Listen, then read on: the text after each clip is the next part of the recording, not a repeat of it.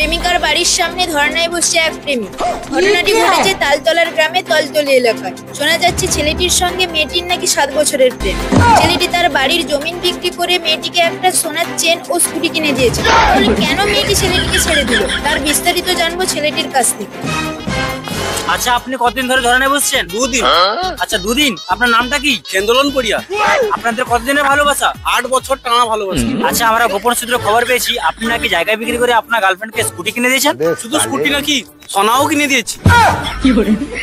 আর আগে কালো ছিল, আমারটাকে ক্রিম কিনে ফর্সা হয়ে আমাকেই ভুলে গেল। আচ্ছা, আপনাদের প্রেমটা কোথা থেকে শুরু হয়?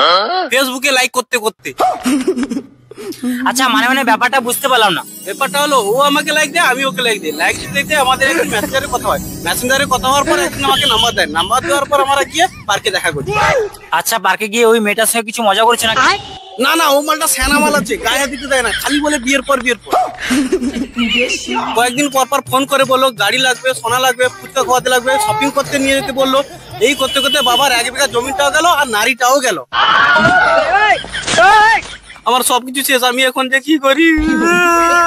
ছেলেটা খুবই কান্নাকাটি করছে, দেখে মনে হচ্ছে কেসটা খুবই জটিল। ছেলের কাছ থেকে যা কিছু শুনলাম এটা সত্য কি মিথ্যা আমি বাদবাকি মেয়েটার কাছ থেকে জেনে আসি। আচ্ছা, আপনার নাম কি প্রিয়া রায়?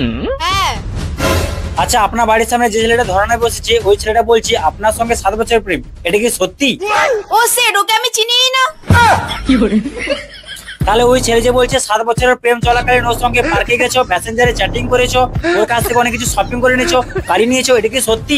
এভাবে আমি কত ছেলের সঙ্গে ঘুরতে যাই, এসএমএস করি, তাহলে কি ওদেরকে ধর্ণা দিতে হবে? তাহলে আপনি কি এরকম ছেলে পাল্টান? আপনি ভদ্রভাবে কথা বলুন। না না ম্যাডাম, সরি। আপনার বাড়ির সামনে স্কুলে দাঁড়িয়ে আছি, এটা কি আপনার নিজের টাকায় কিনেছেন? হ্যাঁ, আমি নিজের টাকায় কিনেছি। এ তো পুরো গভীর জলের মাল। আপনি কি ওই ছেলেটাকে সত্যি ভালোবাসেন না? না। তাহলে ওই ছেলে যে 2 দিন ধরে ধর্নায় বসে আছে, ও যদি মারা যায় তাহলে আপনি কি করবেন? ও ছেলে মারা গেলে আমি কি করব? যান এখান থেকে। रुको जरा। আচ্ছা, মেয়েটা তো আপনাকে চেনে না, আপনার কাছে কি কোনো প্রমাণ আছে? না, আমার কাছে কোনো প্রমাণ নেই। তাহলে আপনি এক কাজ করুন, ধর্না না দিয়ে চলে যান। না, এখান থেকে আমি যাব না। তাহলে আপনি কি করতে চান? আমি যা কিছু দিয়েছি সবকিছু ফেরত চাই। মানে 200 প্লেট বিরিয়ানি, 5 কেজি মোমো, সোনা গয়না, গাড়ি, এইসব না দিলে আমি ধর্না থেকে উঠবো না।